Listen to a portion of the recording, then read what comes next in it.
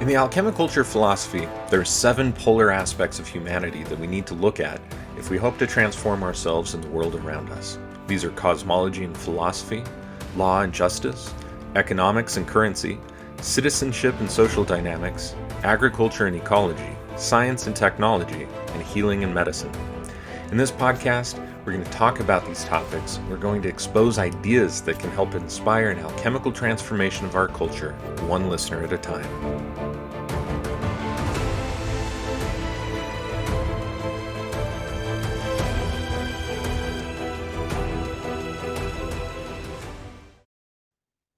Hello, everybody. Welcome to Season 3 of the Alchemi-Culture Podcast. I'm your host, Phoenix Aurelius, and today I'm joined by Seán Pádraig O'Donoghue, who has become one of my greatest friends over the last couple of years, and he specializes kind of in a diverse amount of information, really. He's an herbalist, he's a poet, he's an author. I'd consider him a seer. There's a lot of amazing things that he does. Very traditionally, he calls himself an herbalist, writer, teacher, and an initiated priest in 2 traditions. He currently lives in the mountains of Western Maine, although he was born and kind of reared around the Boston area, so hung out in New England for a good period of time, although he was in the Pacific Northwest for a spell as well. At any rate, I would like to welcome Seán Pádraig O'Donoghue to the show. Seán, how are you today? Doing great, and of course, Malamalkit. Yeah, Tafalcherot, of course. So, recently on your birthday this year, in fact, you just published a new book called The Silver Branch and the Other World.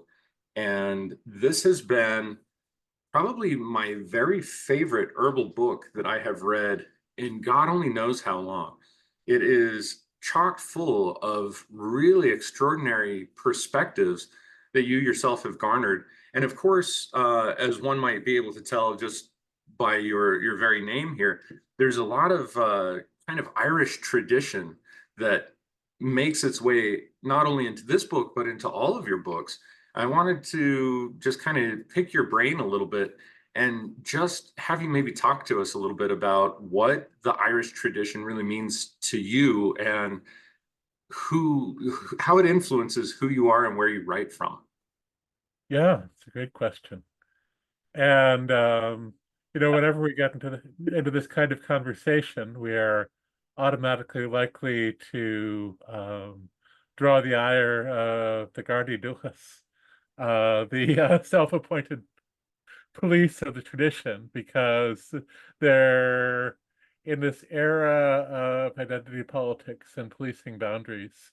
There are more and more people who want to say an Irish tradition has to be one particular thing, and it has to correspond either with something that's written in manuscripts by monks in the 11th century trying to interpret a tradition that they are partially immersed in and partially hostile to, or something that exists in the archives of the wonderful folklore interviews that students from Irish schools did in the early years of the Free State. And if it's not there, then it's not real. But in Yeah, reality, well, now F them though, F them, Seán, totally, because exactly. realistically, one thing that I have really realized that Irish people, even in Ireland today, don't really sympathize with or understand is that so many of us children of the Irish diaspora still have a really deep connection, familiar and otherwise, with Ireland and with the Irish tradition. And obviously, it's going to change and evolve because we've been shipped off to Australia and Canada and the United States and, other places in South America as well. So there's, let's just preface it with there's room for all perspectives, at least on this podcast. So, Yeah. And ultimately, tradition is a living thing. yes, And no matter what, there's no way we can reconstruct or reclaim a pre-Norman or pre-Christian tradition in its original form. absolutely. And yet there's a living stream that moves through land and moves through forests and moves through fields and moves through people, that finds new expression in every generation. It'd be like saying only an old growth oak is a real oak. But if you look at where that old growth oak came from, there was an acorn from another oak that was longer ago. And each oak is going to find its own new expression in each soil. And when I think about the Native Irish traditions and the diaspora traditions, and I actually think with the Native Irish traditions, we need to think of at least two distinctions, and although there are many more, Yeah. but the difference between the living native traditions of the Gaeltacht and the Yes. living native traditions of the English-speaking regions. And then there are the living traditions of the diaspora. And all of us have something. So, I mean, probably if there's anyone who has a claim to a continuous tradition, people within the Gaeltacht, and they tend to be very, very welcoming of all who want to engage and understand. Um, in terms of what's happening in English-speaking regions of Ireland, absolutely, there are things people have passed down by their families, and there are things that come from the land that can really only be felt and known on that land. But there's also, a century of suppression that came from the church and from the trauma of the Great Hunger. And then centuries before that, a suppression that came from the Norman invasion. And so there are a lot of things that we would define as Irish in a contemporary way that are really shaped by those influences. Although there's this gorgeous moment happening right now where, as the hold of the official church on the culture is breaking, so many more voices, and especially so many more women's voices, are arising and bringing forth really beautiful and essential truth. And then in the diaspora, we have people whose ancestors left at various points in history. And some of what they carried with them when they left found new expression, and some of it is not did not continue in the same way, at least in English-speaking regions of Ireland. So we can think about Newfoundland holds on to the traditions of Sheila and Yeah. of Sheila's blush as the first snow after St. Patrick's Day, and holds on to a lot of elements of music and even some older words in the language Yes. that weren't preserved in the same way. And I think about my own family. I grew up with my dad always, whenever anybody would go to Ireland, he would ask them to bring back holy water from Knock. And whenever he would visit somebody who was ill, he would bring holy water from Knock. Knock is the hill where the lady appeared to people about a decade after the Great Hunger, bringing a message of hope. And when we say the lady, she certainly was understood in that community then as Mary, but there are echoes and reflections of older presences in the way she showed up and in her nature. And, when I first left the church, it's like, I don't want to have anything to do with that holy water business. And what's this Mary and what's this Lady of Knock? And that's not the Irish that I want to be. And then when I finally made it to Ireland, I understood in a different way when I went to the Holy Well dedicated to Bridget at Liscannor in County Clare, just a little north, just a little up the coast from the Cliffs of Moher and just across the water from the Aran Islands. And I saw people going there, and they were praying to Bridget as a saint, but they were making sunwise circles around the well and gazing into the water to see if they saw an image of a salmon after they made their prayers, and then going and tying their blessings to the rowan tree that was on the hill behind the well. And the hill behind the well was a burial mound, and atop the burial mound was a modern cemetery, but underneath it were much, much older burials. And I understood in that moment that these distinctions between Christian and pagan don't really exist in the living life and practice of people, and that things take on different names, things take on different stories, but the fundamental connection remains the same. And I always remember my first time going over to Inishmore. The skipper of the ferry was walking around and trying to tell people things, and a lot of the other people would ask him a question and then not really want to hear the answer.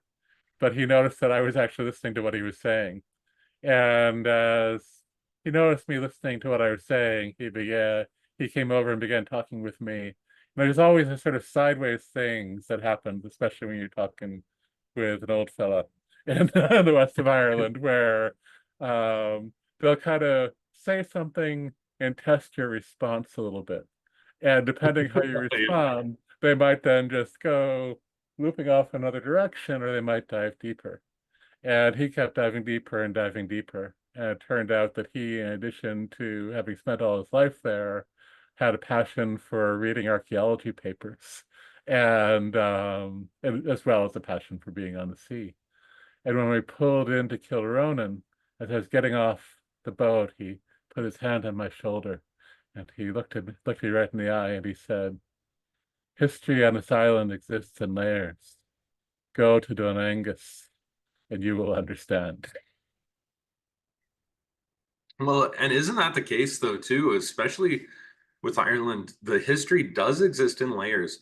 And even, the more kind of pagan mythology and cosmology and what might be referred to as pseudo history that we have of Ireland is always filtered through generations that came later, largely because the oral traditions, as they were present in, early Iron Age, Middle Iron Age, were written down through their own lens and kind of preserved in that written form, but we don't have the oral tradition persisting the same way that extends back dozens of generations before that. And also after that period, certain oral traditions continued to persist and are still passed down today that may differ somewhat or even somewhat significantly from some of those written traditions. And there's also, every different region in Ireland has such a unique tradition about it and their own sense of knowledge about the place where they live, about the saints that maybe made the area popular, that the gods or goddesses or members of the Tuatha De Danann or even of the Milesians that may have made their unique or their area unique. All of these different types of things exist, and sometimes they don't really see eye to eye. In fact, sometimes more often than not, there's multiple accounts of somewhat similar themes or similar stories that are taken in somewhat different directions as well, even sometimes with different characters and other things. So I love that terminology that Irish history exists in layers, because that if we can take it like that, one layer at a time, then we can enjoy the entire tradition as it actually still kind of exists, as opposed to trying to take it all and fit it into a box and have it make sense. And here's the definitive edition. Right. I mean, in a culture that's really conditioned by Christian theology, whether we believe in it or not, we're used to the idea that there needs to be a systematic map of how the world works, and that there are fixed truths to who a particular being is.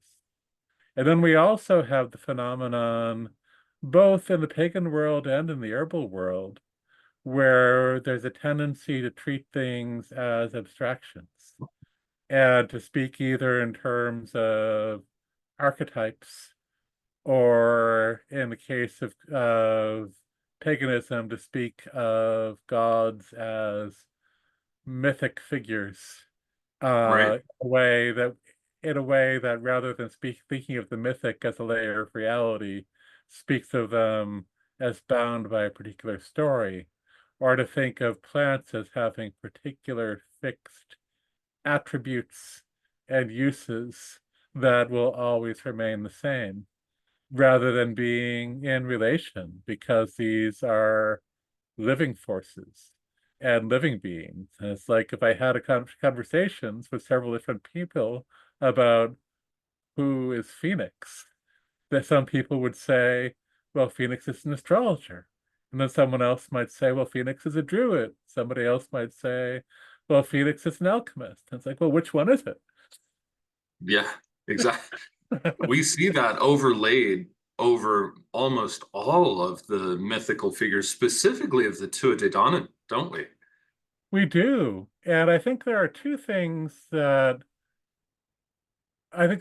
layers of misunderstanding that I think we end up having by trying to apply non-Irish concepts to Irish things. And particularly our concept of what gods are. And Yes. so first of all, it's like we use the word that gets translated as gods in modern from modern Irish to modern English to refer to these beings. But when we look at even the literary evidence of who they actually were, it points to what we know of their nature seems to be the distinction between them and the others of their people, where they were the ones who mastered the arts. Well, what arts did they master? Not hard. They mastered the art of shape-shifting. They mastered the art of remembering their nature from one iteration to the next, and they mastered the art of being available to be called on by their descendants and their kin when they were needed. And that's very different than what we tend to think of when we apply our outside concept of gods to that order of beings.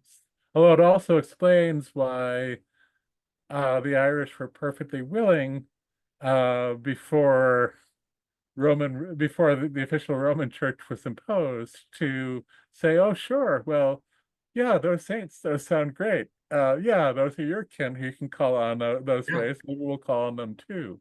And that Jesus dude, sure, yeah. Um, he sounds totally. great. His mother sounds even better.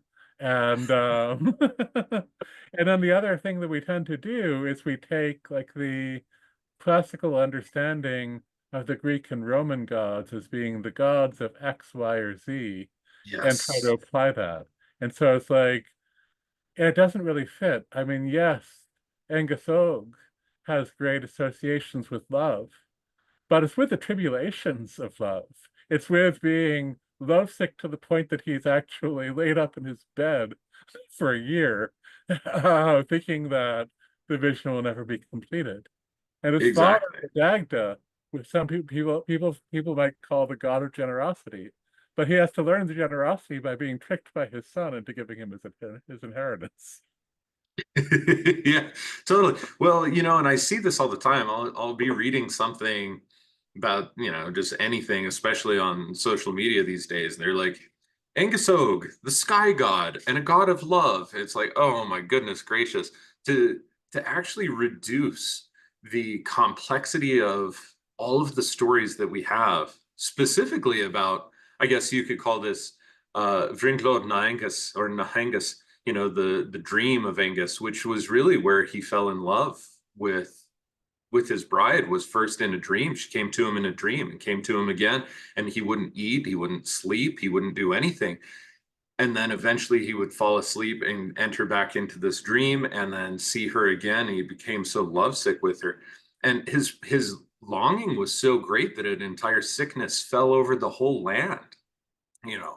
And so we don't see that type of longing, that type of love with just a traditional god.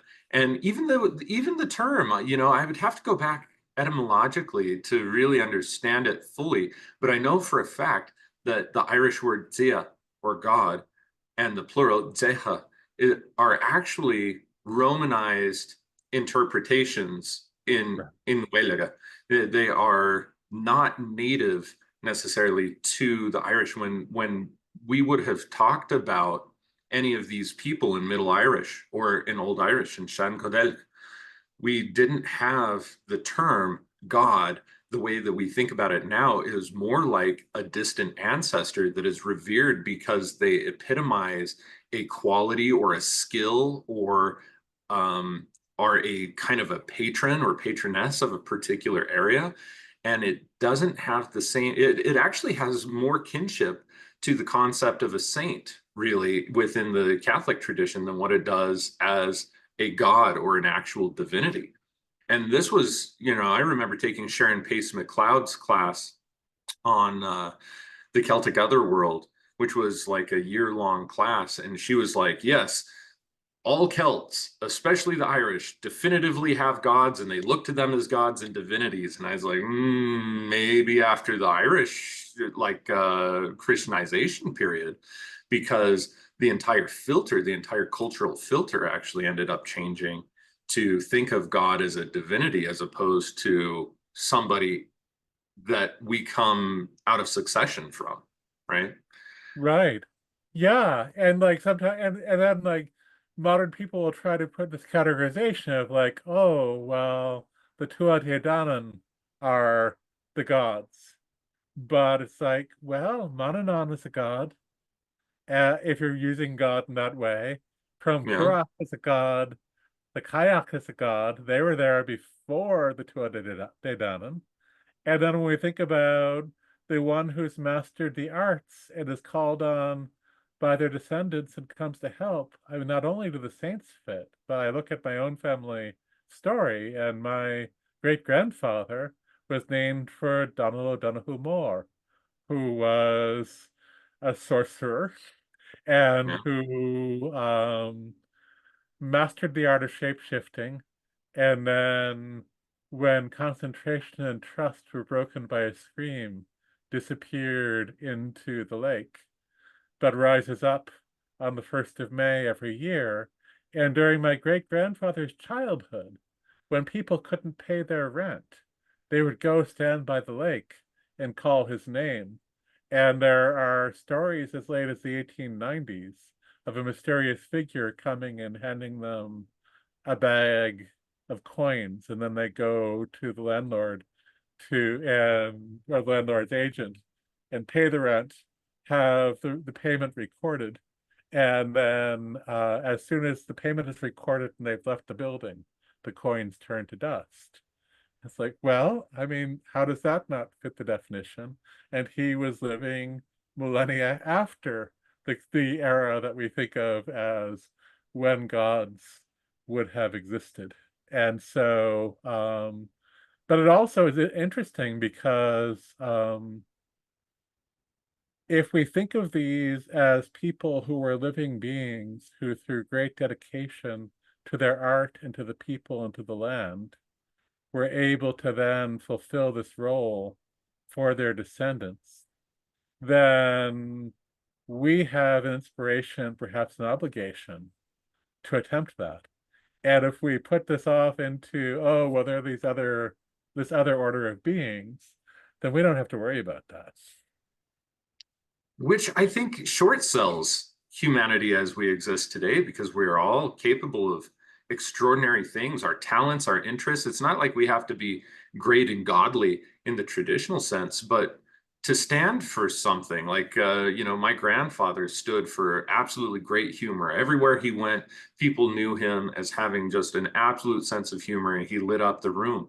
If I need that type of inspiration today, I call upon my grandfather, and for his spirit to be present with me.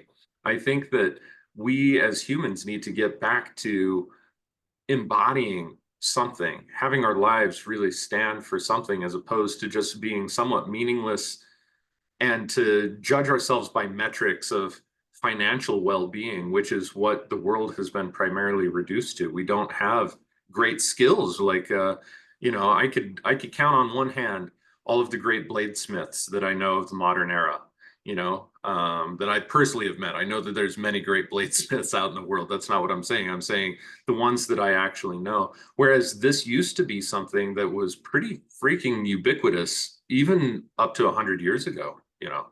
Um, so yeah, it is pleasing to hear that we can ideally be that same figure for our descendants as what these, ancestors of ours, which in my cosmology kind of have just become part of the Dinashi. They've kind of entered into the other world and joined the dance, so to speak. Yes, absolutely. And it's really interesting because we can look now at the research that's being done with, for example, psilocybin and anxiety and depression in the face of terminal illness. And it's if you read the literature closely enough, they're not going to come out and say it, put it this way. But the two things that psilocybin helps people to do by stepping out of their fixed story of their individual identity in this lifetime that allow them to then face their death with a different kind of courage and presence and integrity and peace is to first of all understand the way in which their embodiment extends beyond their skin, beyond what Alan Watts would call the skin encapsulated ego, and actually stretches out into the infinity of everything, which is the art of shapeshifting. Wow. And to understand the ways in which their deeds and their words and their presence and the way that they have touched other people will allow them to live on after they've departed from their body, which goes to that persistence of the presence of a spirit in the world. And it's really a shame that we are talking about waiting until you're facing terminal illness before we talk about people going through this. Or else, now I guess we're allowing some people to do it if they have the right psychiatric conditions, or if they go to the right kind of church that will bound it within very particular limits, the kind of enclosure of the otherworld commons. But we all have a terminal condition called being born mortal, and and whether or not it's through the relationship with these particular beings, I think that that's a necessary kind of process for everybody to move through in order to live fully. Shanae.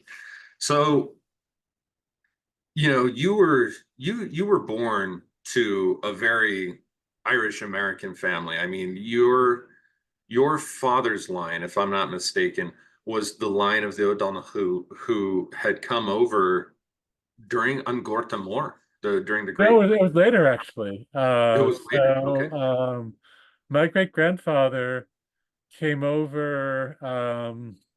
It would have been his father who would have lived through Angkor Môr. And he, as a very young man, he was always called the captain. And it was because of his role in some organization, most likely the Irish Republican Brotherhood, when I look at the dates, which was the oath-bound secret organization committed to the liberation of the Irish people, but also the preservation of the language and the culture.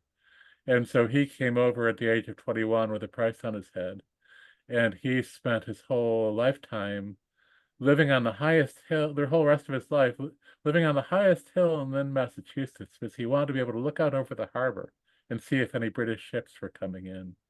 But ultimately, the threat he ended up facing down wasn't the British, it was the Ku Klux Klan trying to drive the Irish out of Lynn. And then his wife, Nora O'Mara, who grew up just a few miles from him, but they met on this side of the ocean. Um, nobody who nobody ever heard her speak a word of English. Wow, And she was purely an Irish speaker then, yeah, I mean, she must have understood English to some um, extent, right? to some extent. What was interesting, though, was that of her children, only my grandfather's oldest brother retained any Irish. Mm. And he ended up going over and marrying a Cork woman and bringing her back. And everybody thought that he was a native speaker, um, and native born from the way he spoke and from the way he played the Boscaciol, the squeeze box. Um, he was the first person I ever heard play music when I was very young. Uh, Really? yeah, yeah, I was 2 years old. And I still remember it. I can see the lawn chair he was sitting in and see his Boscaciol. And my grandfather took me over there and sat me down in the driveway while Jigs played the squeeze box. And yeah, and so there's that kind of direct line.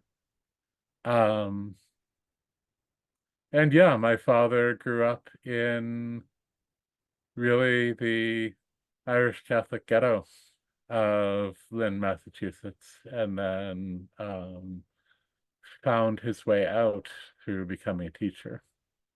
So when he was here, this would have been during the era, like approximately probably like what, 1910, 1920 or something like this, right?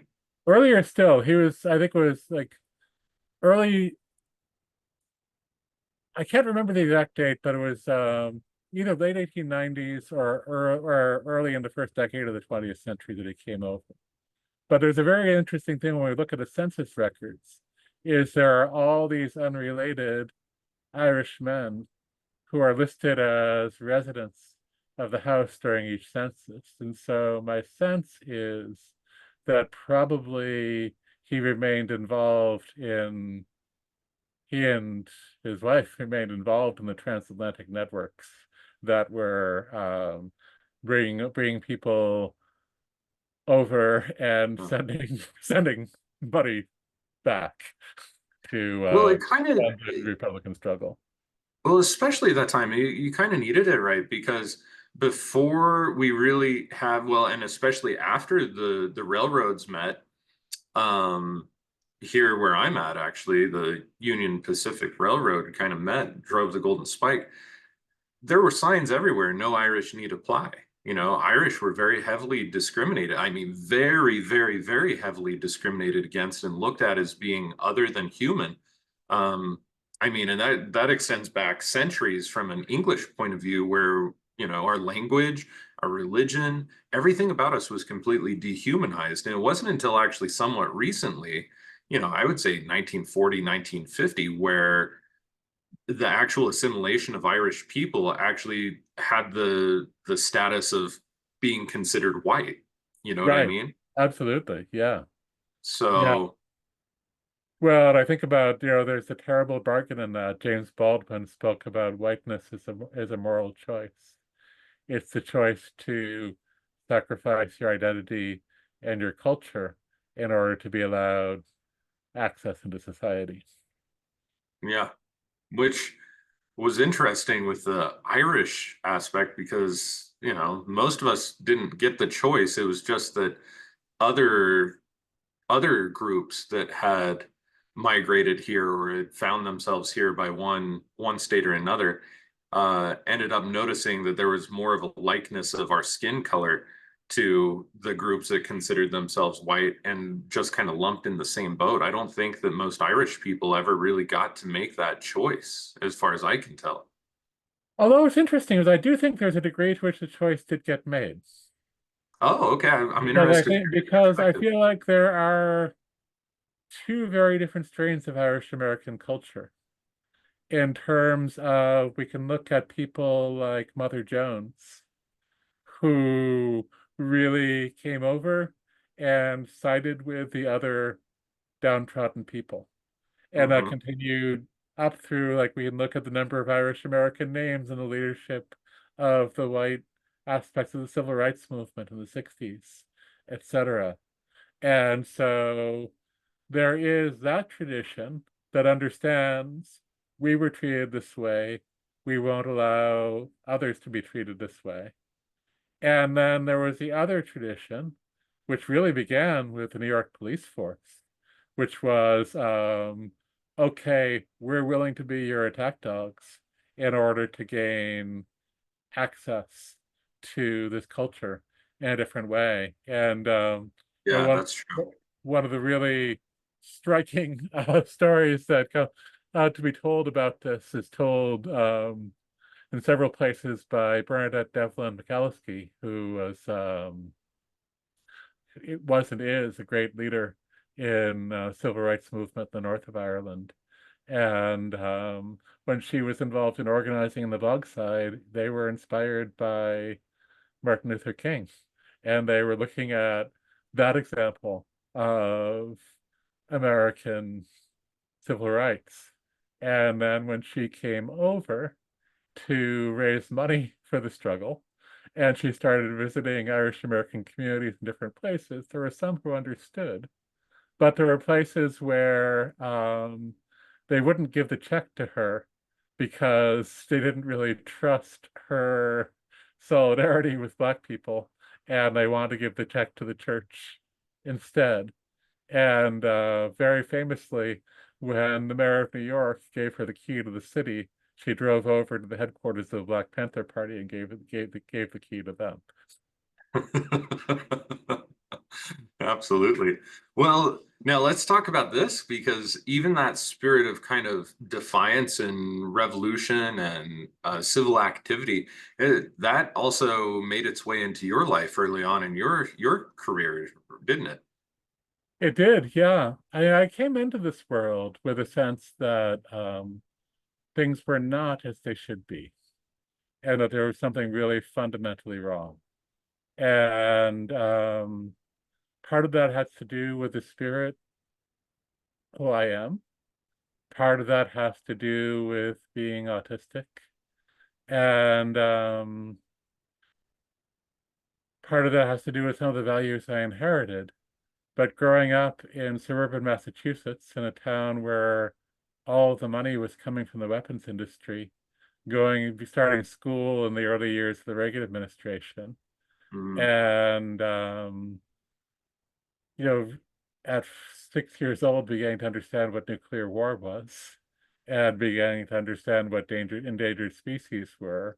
And it's like, how is this allowed? How do people see this and not know?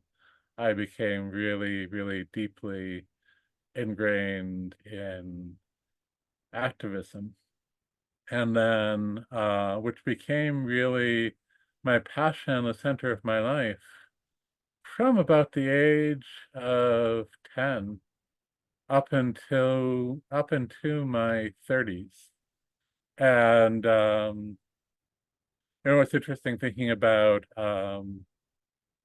that Irish connection because one of my great mentors and great influences in that realm was Philip Berrigan, Irish American priest from Baltimore.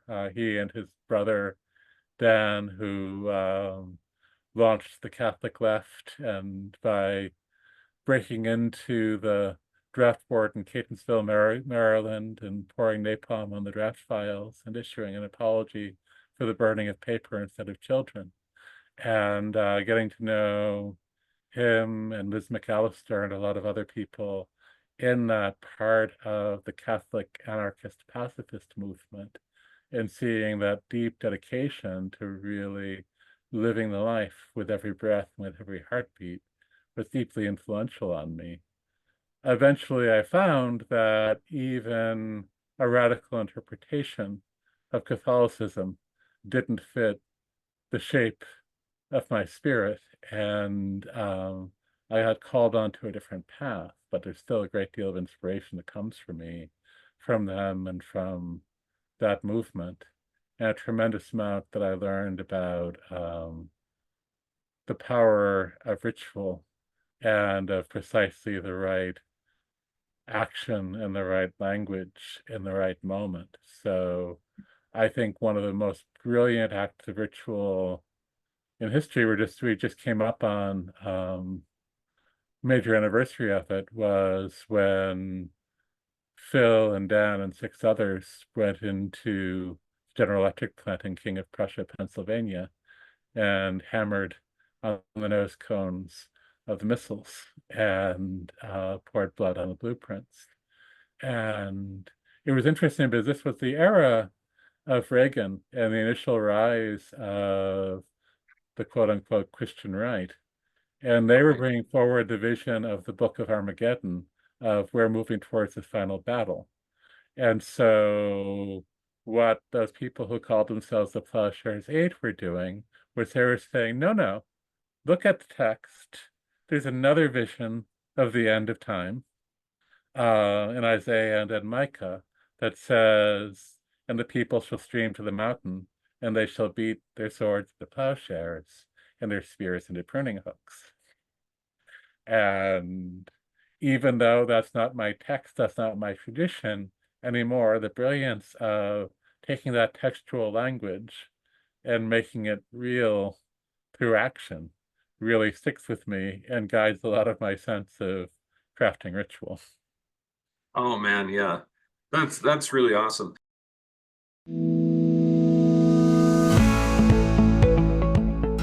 Have you ever heard of a Chio before? Chios are some of the most affordable IDF instruments, and they require virtually no training to use.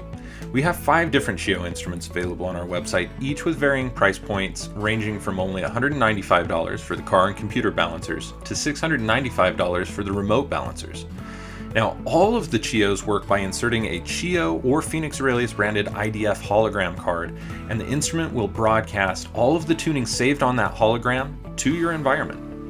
Utilizing Chios in your life is a game changer, and you're going to see how easily you can positively impact your energetic, emotional, mental, and physical well-being.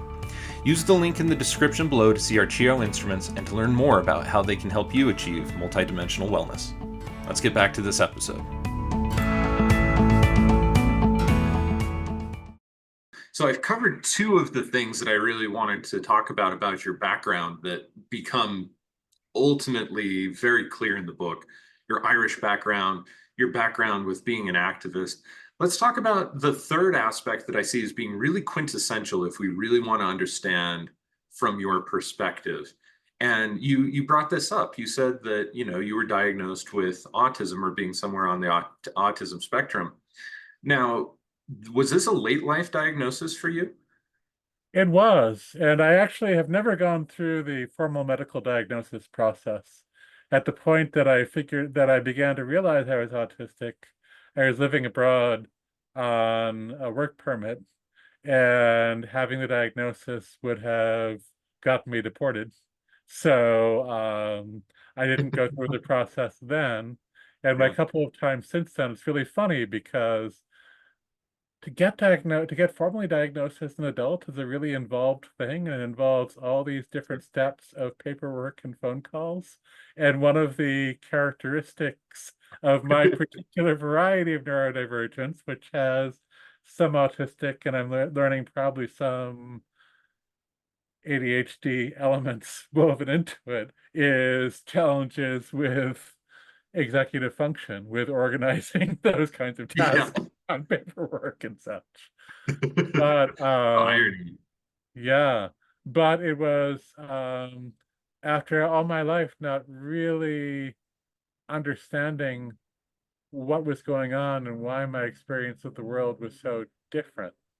Finally, finding a framework, and it was first a conversation with the wonderful herbalist Margie Flint that opened me up to the possibility, and then getting to know people within autistic community and being and the sort of mutual recognition that happened there. And the idea of formal diagnosis is a little bit funny anyway, because this formal Yeah. diagnosis is all based on people looking at external expressions without really being curious about internal experience and without having the lived experience. And what the lived experience to me is we can understand that we're getting some understanding of this biologically, that our brains form more synapses and preserve a higher percentage of them. So we have this wider and more chaotic neural network. We also are much more open to flows of sensation from within and from outside. My late friend Stephen Buhner said autism is a sensory gating gift from Gaia. And so, which is an interesting conundrum because it means that we do sense things that others don't. But because there's such a high volume of sensory and emotional, because emotional information is sensory information too, coming in at any moment, and because it's different than that which other people are processing, we don't necessarily distinguish it and identify it in the same way that others do. And so there's the ability to tap into these vast flows of emotion and sensation and information from the world, and to recognize patterns in it that might otherwise not be recognizable, but not the ability to make the choice to focus in the places that the culture wants us to focus.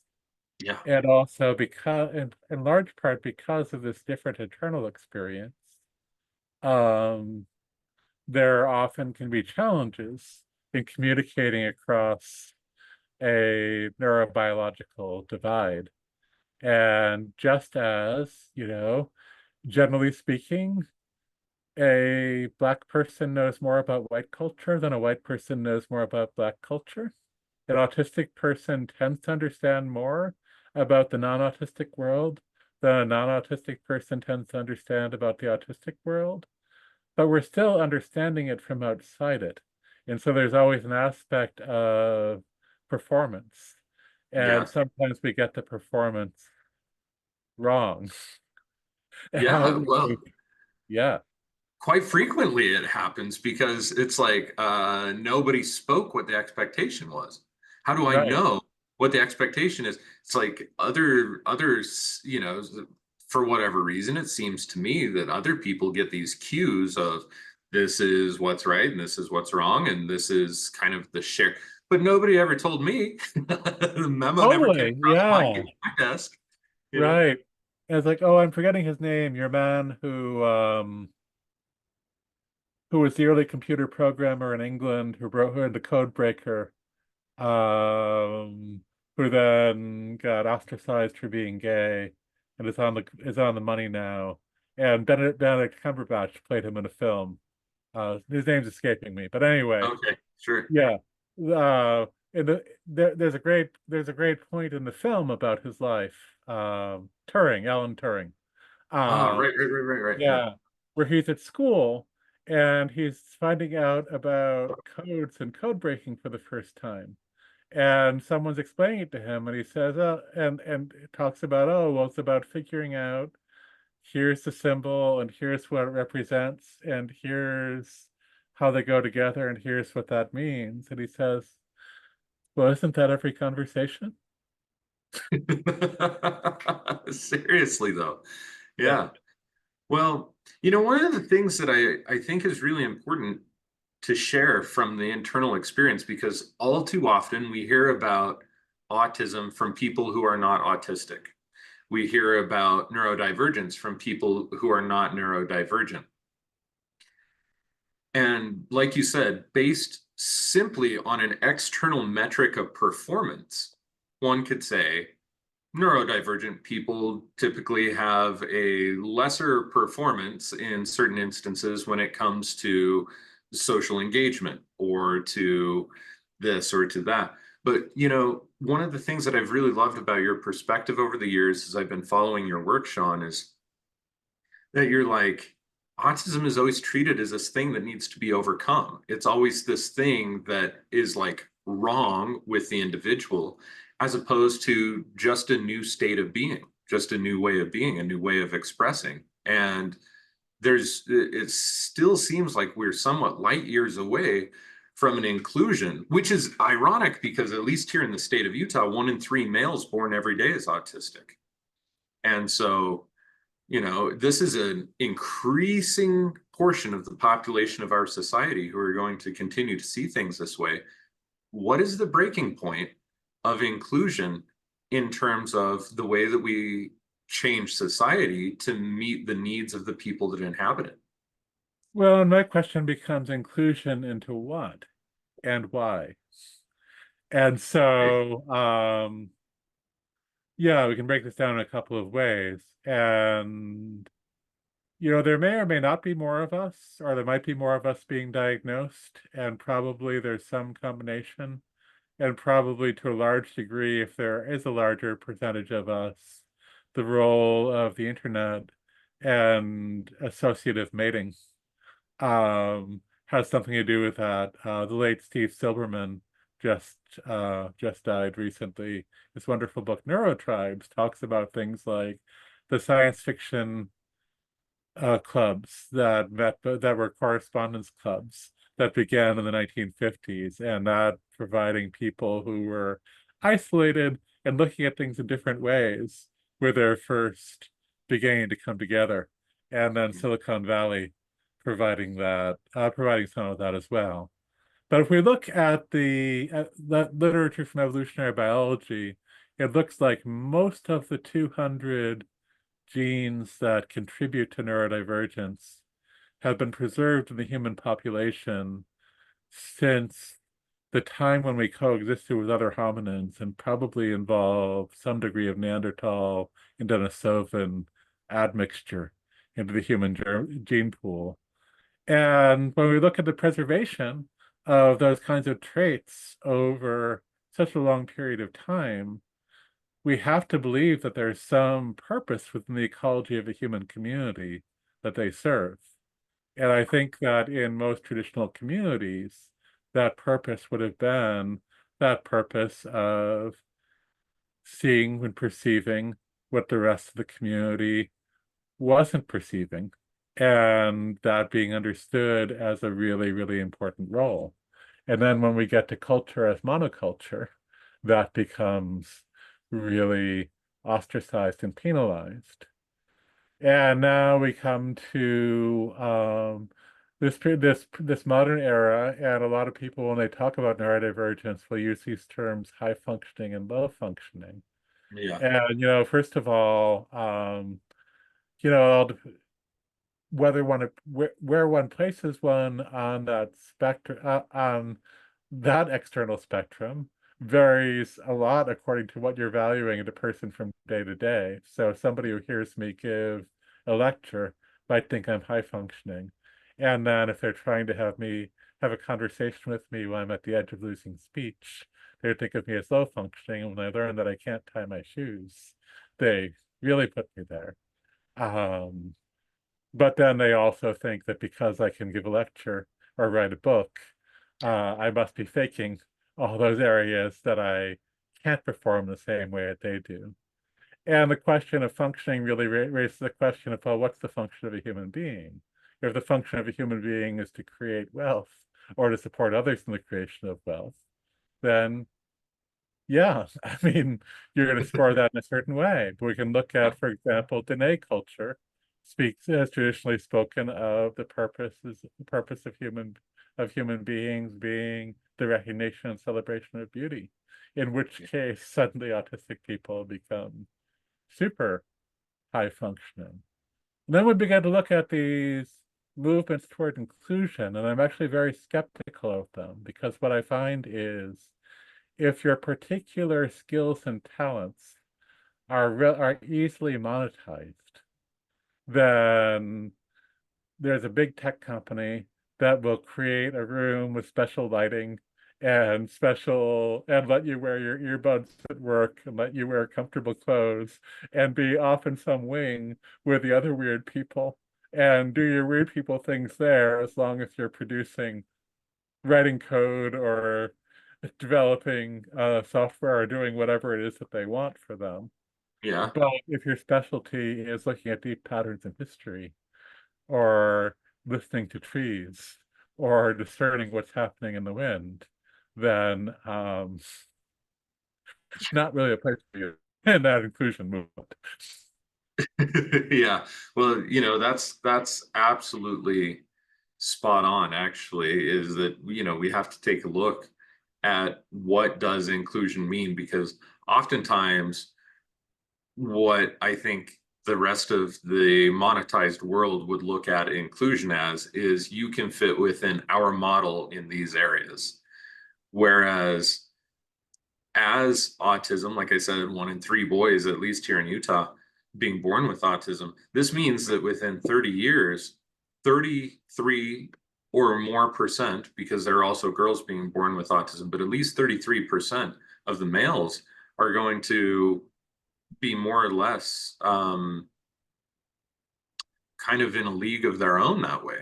And in order to take care of themselves and presumably also of their own families, there's going to have to be some sort of adaptation to culture, adaptation to economics, adaptation to other things in order to be truly more inclusive, not like you mentioned, you fit in here, we'll let you wear your comfy clothes and put you in the wing with the weird people, as you said. But rather, this might be a new drum, that keeps a beat for society in a particular way. And one of the things that I have noticed is that a lot of individuals who have either been diagnosed or who have self-diagnosed or whatever with forms of neurodivergence tend to be a lot more deeply and intricately connected with human compassion, with compassion towards nature and animals being an extension of those human faculties. Like you were saying, does the ability of listening to trees come into play? I think it does massively, because there's a whole lot more. Like, it was like, what was it? I think Chief Seattle said that only when the last forests are chopped down and the last animals have died will the white man understand that he can't eat his money. And everything that we have been pushed towards in Western economics for centuries really has all just been forced towards your value as a human being is what you can produce economically and financially in order to sustain the model. That's beginning to break. It's beginning to break with folks like you, with folks like myself as well. And you actually talk about in your book, there's an entire section, I forget which chapter it was in, but there's an entire section on, oh, there it is. I opened to the page 34, deepening kinship with trees, it says. And I think that that is actually a very important part of a huge portion of our society to begin focusing on, is listening to nature from nature's perspective. And the fact that there are individuals out there who are more aptly suited to do this work speaks volumes to me in saying the time is now. We need these people to be doing this work and to incorporate this and include this in our sociological viewpoint. Do you have any ideas on that? Yeah, I do, absolutely. And one of the first aspects of that is it's available to all of us. Whatever our neurotype is, all you have to do is simply be in the presence of another being and pay deep attention. And that's probably the most radical thing you can do. And I think about, two examples, a real life example and a fictional example. So the real life example I'm thinking of is the man whose work connected me with the image that goes into the title of my book, who I never got to meet, but whose recordings and writings have hugely influenced me. John Moriarty, Mm. an Irish writer. And Moriarty became a university professor, left Kerry to go over to Manitoba and teach. And when he was teaching in the university, he realized, wait a minute, I'm preparing people to be participants in a culture that's genocidal and ecocidal and sociopathic. And I have no desire to help people be better at being part of that culture. And at the same time, he started meeting First Nations people in Manitoba and realizing, oh, there are still echoes of this kind of understanding among my own people and with my own land. And he moved to Connemara and began living a life deeply immersed in the land, in the stories, in the language, and bring forward this different understanding. And he spoke about the silver branch vision, which is the vision that sees the interiority and the sacredness of everything and comes from the tales of Manannán, son of the great sea of being, bringing the silver branch and placing it in the hands of living people. And when they held it, they could see into the well in the other world where all the waters have their source. And when it was shaken, they could hear the song that wove everything into being. And that shifts everything, that changes the understanding entirely. Then I think about the fictional example in a wonderful short story by Ursula Le Guin called The Ones Who Walk Away from Omelas, which is a story of people living in a seeming utopia, but there's a horrible secret. And everyone, when they are coming to the age of adulthood, is taken down to the dark, grimy chamber beneath the city where there are two children who are perpetually children who are chained up and held in darkness. And if they're ever released, then all of the wonders of the city will disappear. And most people either accept this or ignore this. But there are always a few people who, when they see that, walk away and never return. And I think, yeah, I mean, we are in an omelas now. I mean, we very truly are within a society where we have so much abundance, but that abundance is based on really horrible things happening hidden from our sight that we're vaguely aware of. And that choice to walk away into something else, I think, is the essential choice. And the beginning of that choice is by entering into kinship and entering into empathy with those beings we've been taught to believe are not capable or deserving of either. Yeah, absolutely true. So all three of these themes that we've just kind of dived into are aspects that make themselves abundantly apparent in your writings and in your perspective and where you're coming from. And it's really clear that John Moriarty in particular, but all of kind of a deep connection to nature, a mythopoetic connection with Irish history and just with Irish tradition, and also coming from a kind of a neurodivergent lens, have really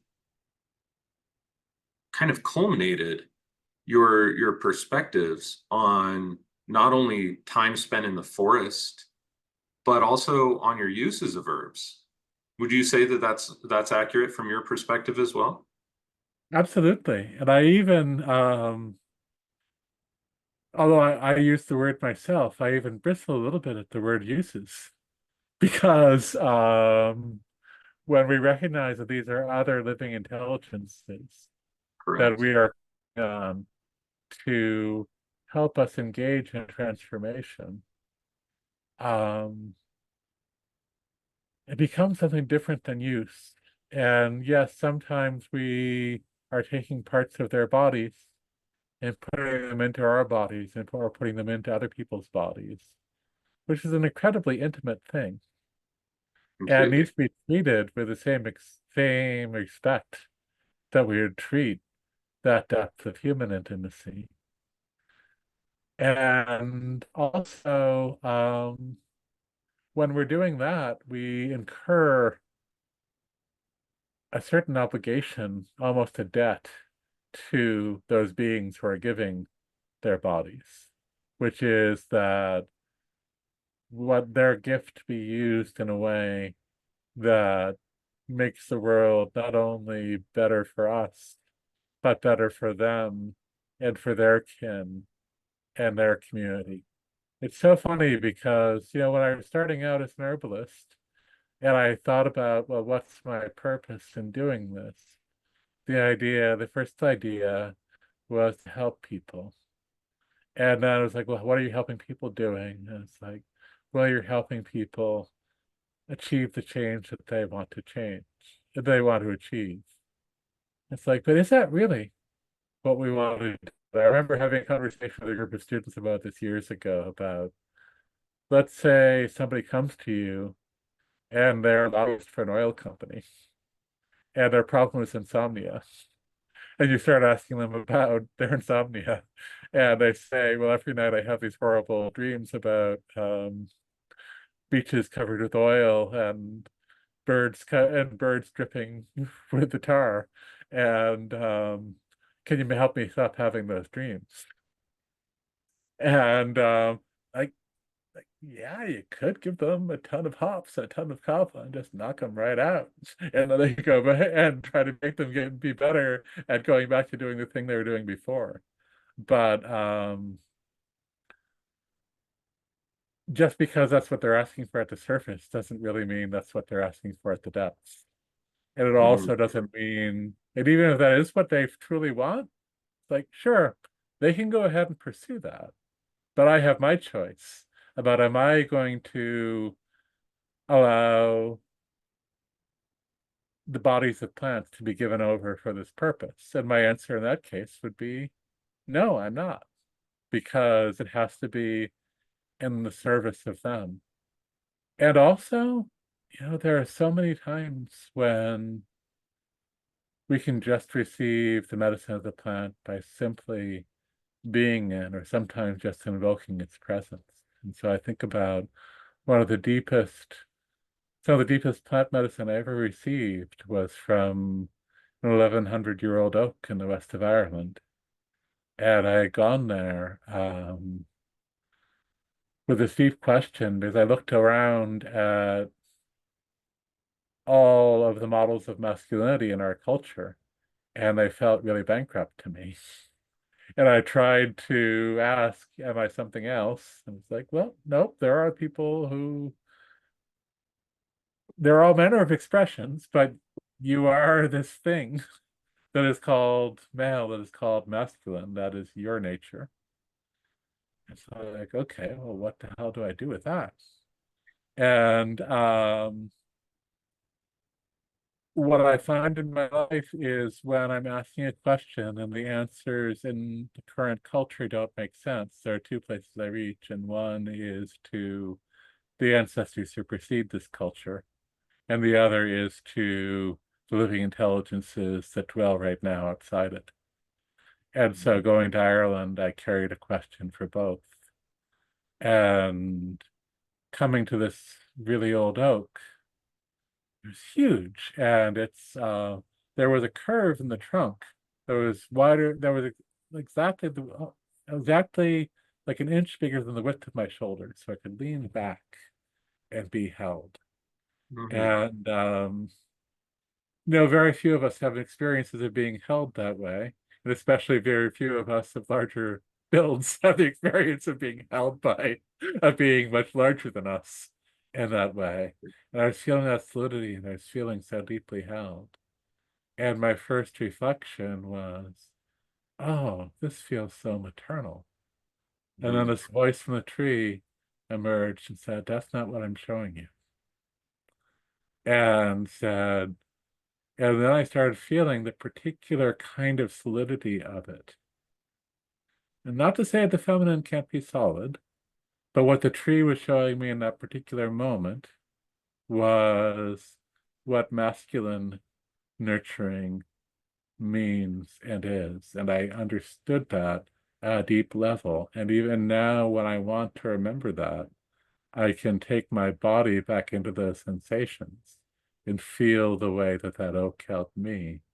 And then I can remember the capacity to do that myself.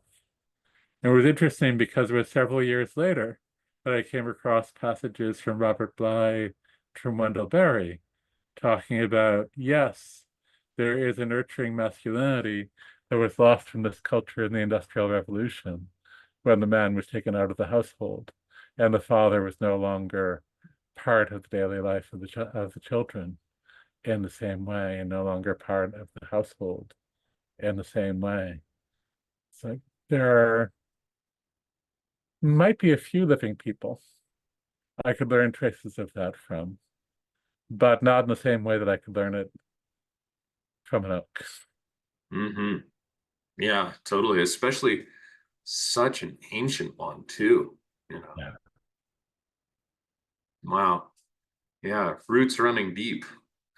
So, one of the things with your book, of course, the entire first half of the book, realistically, is kind of setting context, I think, for a lot of readers and helping to share context for the ways that they can see the world. The way that I read it was, here's an invitation to see through my lens for a little bit. Here's an understanding of how I perceive the seasons and the changes. Here's a lens for how I perceive the three cauldrons inside of the individual and what that means to me, which is, there are parallels, of course, to the three cauldrons that we might see in traditional Taoist or Chinese practice, but altogether unique on its own as well. Here are some of these contexts. But then the last half of the book really are these exquisite monographs of various plants that have really just become your allies. And one of the things that became really apparent to me, Seán, was that as you were working with all of these plants over the course of your entire time as, an herbalist, you could see that they took on a much deeper meaning to you and a much deeper significance than a resource to be exploited for healing.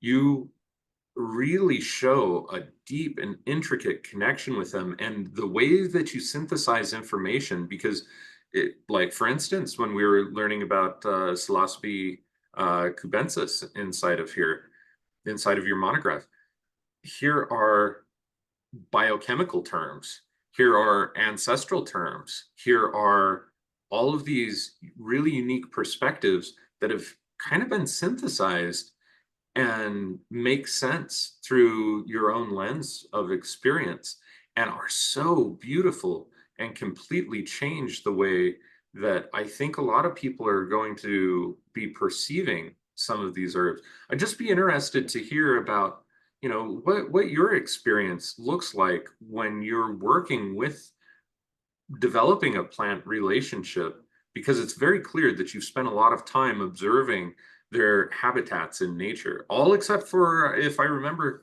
right, there was only one of them that you said you had not actually seen growing itself, and I Damiana. forget. Say that again. Damiana. Damiana, that's right. All the rest of them were plants that you have had the brilliant fortune and ability to really connect with as living, growing beings, not just in their dried, usurped form coming from some miscellaneous location. So, yeah, tell me, what does it look like when you approach a plant and enter into a relationship with it? What does that look like from your perspective? Yeah. Ever since I had a chance to spend time with him and with Julie McIntyre, Stephen Buhner's approach of beginning with the heart has been Mhm. really, really core to me. And he and Julie taught thousands of people this practice that I think a small percentage really took into our lives, because everybody who went through this practice understood it as something really profound. But then I think that most people thought, oh, well, yeah, when I was at that workshop with Stephen, or when I was at that workshop with Stephen and Julie, we did this thing and that was cool. It becomes an And experience rather than lifestyle, right? right, yeah. And it begins with just very simply, um, our heart is an organ of perception that is directly sensing the flows of information and sensation in all the living world around us, as well as within us. And with retraining attention to habituate there by simply bringing your attention to not the idea of your heartbeat, but feeling your heartbeat. And then remembering that your heart continuously beats for you, and bring gratitude to your heart. And learning how to hold that space of attention and gratitude with your own heart. And then as you learn that, coming into the presence of other beings and extending your awareness outward to them. Well, bringing it back to your heart, extending out, and coming back in until you're able to hold both at the same time. And so when I'm able to encounter a plant living in the world, that's really my starting place. And very often when I'm trying to guide people in this, I will encourage them when they're meeting a plant, learn just enough to know how dangerous it might be if you put this in your body. And then do your best to ignore or put aside every other written piece of information until you've had this experience for a good little while. And then if you know that it's safe, then begin bringing a little bit of the plant into your own body with the plant's permission. And something I learned very early on from our mutual friend Kiva Rose is never put a plant in somebody else's body that you haven't had in your own body. Mm-hmm. And getting to know that felt sense and feeling it in your own body, which all of us can do, and which than we think that we do. It's like when I was working with people in person more, which I hope to be able to do again, one of the practices I would do would be giving people a single drop of a tincture Mm-hmm. and having them feel what they felt from that tincture, and judging from that whether we're moving in the right direction for them. And it was funny because I talked with a lot of people with a lot of formal training, and they said, oh, that's ridiculous and impractical. And sure, you might be able to do that with herb students because they'll make some associations, but that's not really going to work. But, from 6-year-olds to 80-year-olds, from bankers to truck drivers, I found consistently, yeah, people will be a little bit shy about it at first. And they'll be really hesitant, and they might even dismiss what they're feeling. But if you really press them, they'll start off with something like, oh, well, I'm sure this doesn't mean anything, but, and then they'll give like a really clear description about this just made my head feel clear, and now my words are feeling, and now I feel more access to words, but that probably doesn't mean anything. I'd be like, well, this is calamus, and here are the traditions around calamus.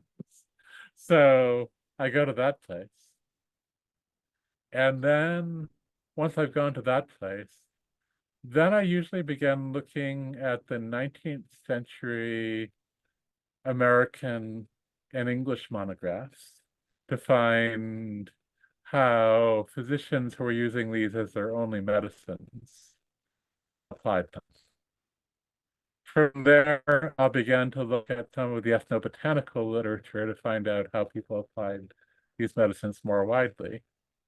And then I'll begin investigating the constituents. And I had to teach myself phytochemistry in order to do this. Inspired greatly by the work of our friend Dr. Profrock and his creativity with this, because you'll come across a whole lot of stuff about phytochemistry that's actually complete bollocks, based on somebody's not very well informed reading of an abstract of a paper about an in vitro test or an animal test, and extrapolating that to this is the nature of this constituent.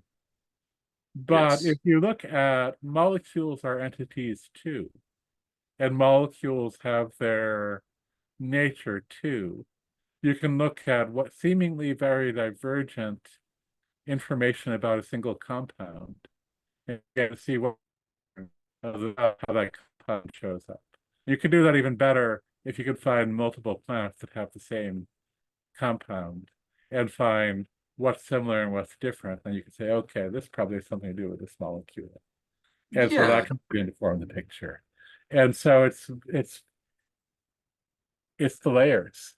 And when you have that understanding in layers, then you're understanding the medicine as something that's alive and dynamic, and understanding its nature, and then looking at the nature of who it is you're working with. You can understand how those two natures will come together, as opposed to just having a list of symptoms or diagnoses and a list of plants that are supposed to match them, which, yeah, maybe for somewhere between 40 and 70% of the population, depending on the symptom and diagnosis, that might pan out. But that's not actually how it works.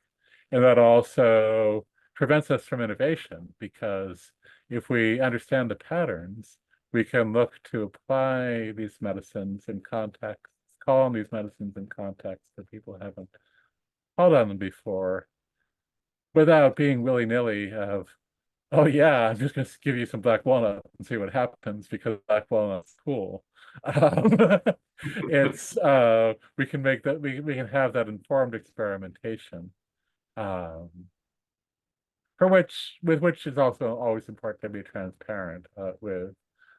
Okay, I don't know of anybody who's applied this way before.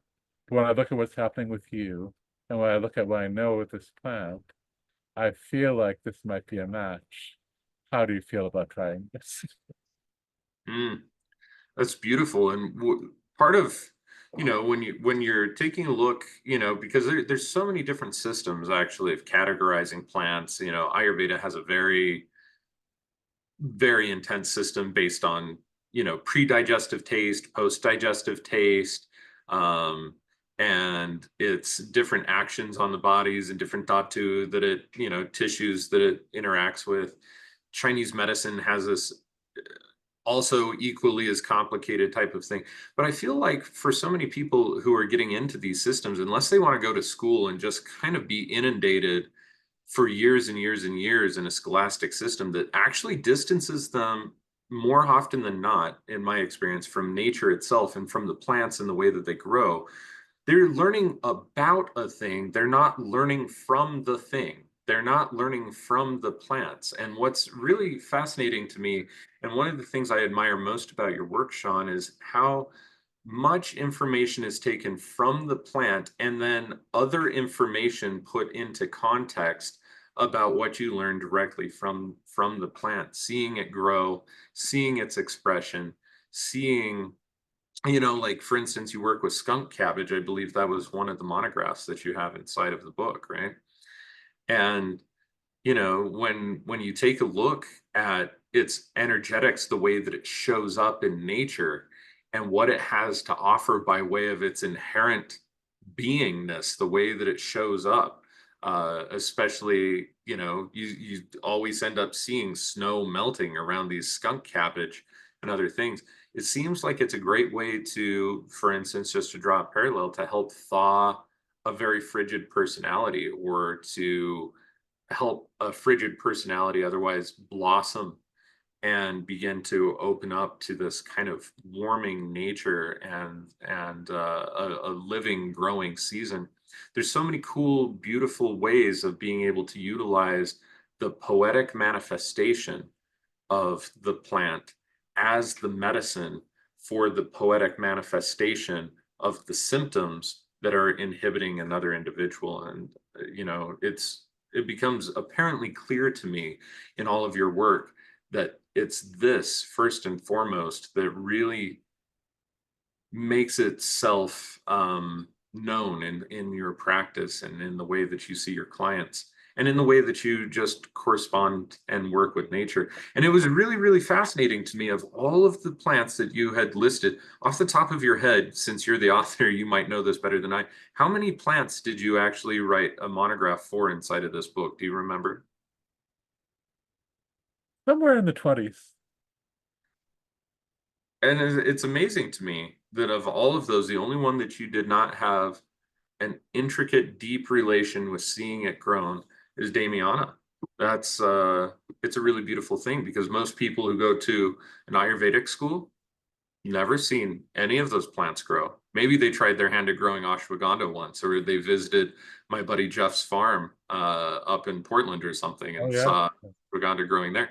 But aside from that, most people would never have seen these plants, and they're only going on what they've been told by their teachers, by other monographs and books, by other things. How much of a difference do you feel that it makes in your own experience to actually see and connect with the life cycle and the even naturalized, I don't want to say native environment, because so many things have been moved around all over the world now, but naturalized environment of the plants and trees that you work with? How much, if you had to put a percentage on it, has that really influenced the way that you have decided to and chosen to utilize the plants as medicine, um, and to understand their medicinal qualities better? And it always brings a greater depth. I mean, I do feel like if we go to that one example of the exception with Damiana, that having sat with photographs, having worked with the plant in very in different forms, having felt it in my own body, having felt it in other people's bodies, and actually, I do know the landscape that it grows in. It's just that I was in the last time I was in that landscape was before I was working with plants. So there's a degree that kind of that kind of construction of a relationship can happen, but it happens much more easily and much more organically when you can be in the plant's presence. And it's interesting, this all circles around too. It's interesting your use of the word, speaking of it as the poetic expression of the plant. And here we go back around to like our modern understanding of the poetic is based on reading poetry in books and on the idea that there's this particular craft that you learn this particular way. Um, when we step outside of written culture and go into an oral culture, the wonderful, I've had so many wonderful opportunities to just happen to be having these conversations with amazing people over my lifetime. When I was 19 years old, I was the one who volunteered to help Robert Pinsky, who was then the poet of the United States, and find his way from the hotel to the English department. Um, and so we had this conversation walking across campus. And one of the things that he said to me is the difference. One of the quintessential things about poetry that's lost when it's not read aloud is when you read a poem aloud, you're making a particular shape with your column of breath, and you are holding in those moments within the column of breath within your body. It's the same shape that's been held by every other body that's spoken that poem. So that's a very, very different thing than gazing at something on a page. And then we go further back and to what the original Irish understanding of poetry was. And I love, our mutual teacher, Jerry Kelly, translates the word phila as prophet poet, because Yes. prophecy and poet one and the same in ancient Irish understanding, because it wasn't just the crafting and recitation of words. It was going out and feeling the living pulse and living flow of everything and understanding the way that the world was coming into expression and then translating that into language in a way that could convey that into the minds and hearts and bodies of your people so that they would understand what was happening in the world too. And if you got really, really skilled in that craft, you could understand those flows well enough. You could change a syllable here and there in order to change the way everything was going to flow. So in Irish, we say tá sé an am. It is in a poem, which means it is fated. And so if you understand that poem that we're all in deeply enough, you can understand where to change a syllable in order to change everything that happens next. But by the time you grasp that understanding, you understand the intricacies and the flows well enough that maybe once or twice in a lifetime will you want to utter that different syllables. Yeah, absolutely. Oh man, I'm glad that you brought up Jerry. He's a rare old one. He's he's got more knowledge in a discarded pinky fingernail about the Irish culture and Irish language, I feel, than most people could ever hope to attain, and through multiple lifetimes. It's really amazing. But it's that very same concept of filiocht, the poetry, uh, that is distanced from modern English poetry, of course, vastly.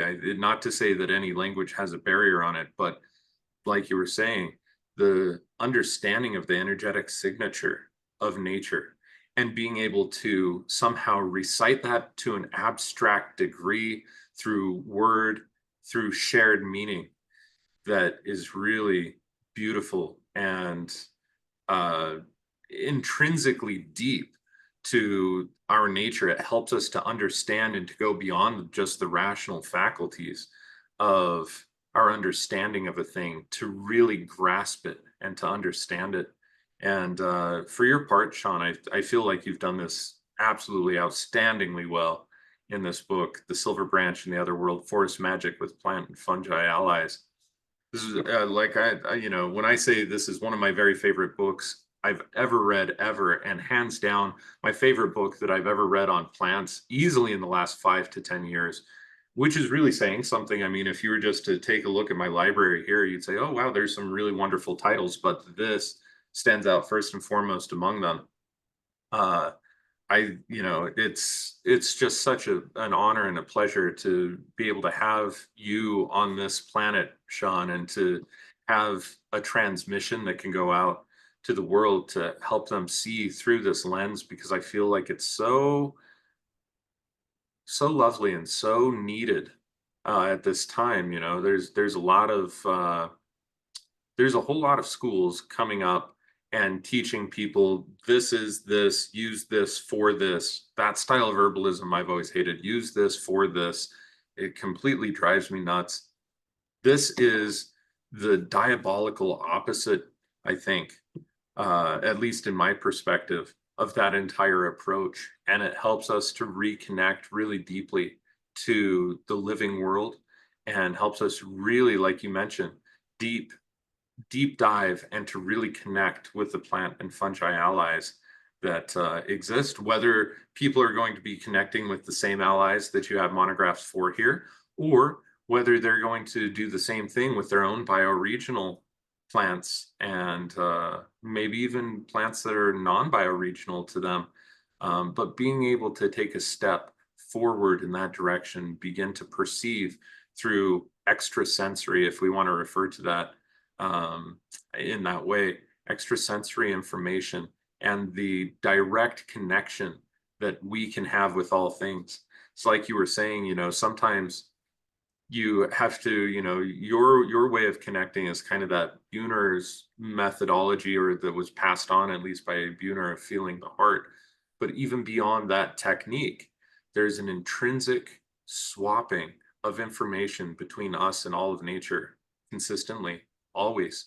And if only we can get out of our own heads and stop feeling that information needs to be delivered via words and via human expressions, we're seeing and interpreting and feeling all of nature around us and taking in that data. And all it takes for us to extrapolate any of that and to have it, quote unquote, make sense to the conscious mind is really just to be quiet and to listen and to observe, because then we begin to see the lowest common denominators between ourselves and our innate expression and the innate expression of these other materials in nature. And of course, I might be biased about your book, though, because I have a great and fond love of all things Irish, the Irish language, the Irish culture, modern and ancient, everywhere in between.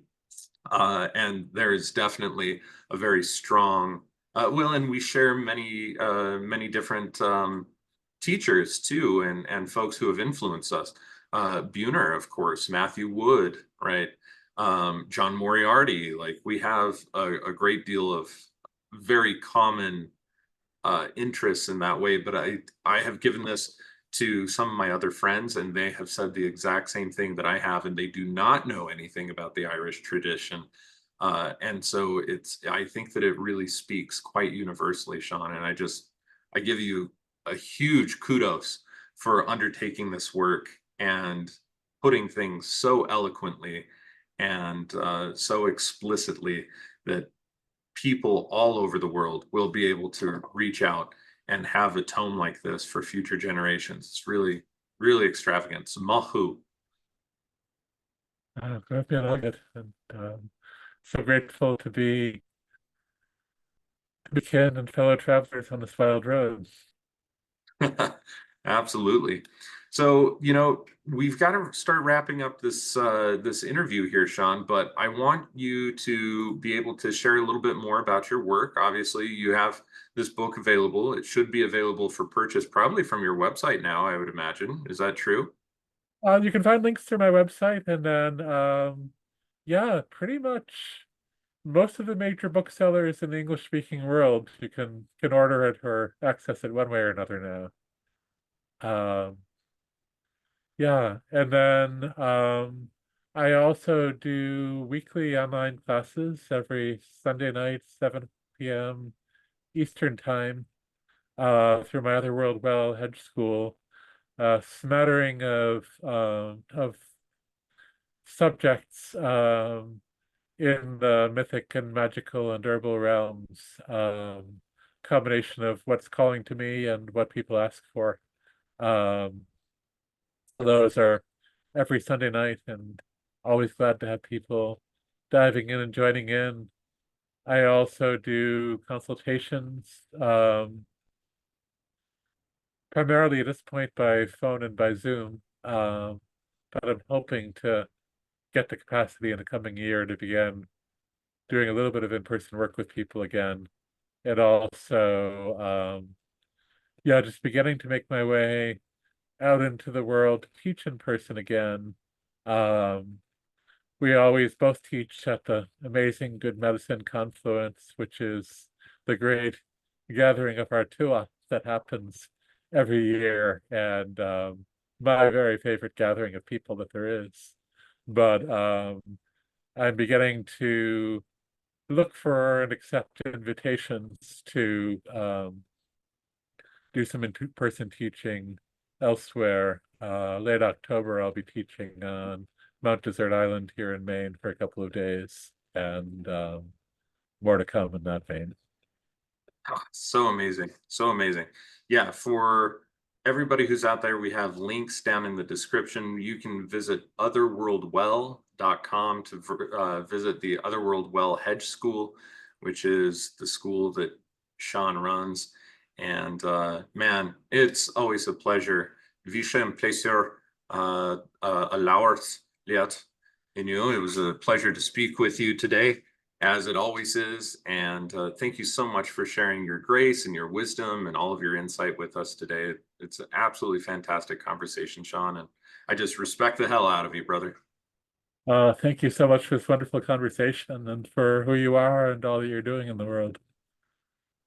Thank you. Yeah, the same could be said for you. So, any final thoughts before we take off? Well, I keep coming back to some of the words that are attached to one of the kennings of the blackthorn which are Morad rune, exalt and increase the mystery. And so that's my dedication right now, and also my blessing to all of us, Morad rune.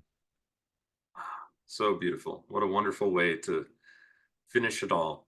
All right, Seán, thank you again so much. And thank you to all of your listeners and to everybody who's tuned into this podcast. If you enjoyed this podcast, please consider going to Seán's website, supporting his work either through a consultation, a purchase of his book, The Silver Branch in the Otherworld, or some of his courses. He has courses, lectures, downloads, all sorts of things available on his website. And also, if you enjoyed this podcast and the information therein, please do your part in helping to get this information out to others that you feel resonate with this message, so that we can kind of spread the work and help people tune in to individuals and ideas that are going to be pivotal in their future development. Again, I'm your host, Phoenix Aurelius from the Alchemi-Culture Podcast. From all of us here at the Phoenix Aurelius Research Academy, blessings and have an absolutely fantastic day. We'll talk to you again soon.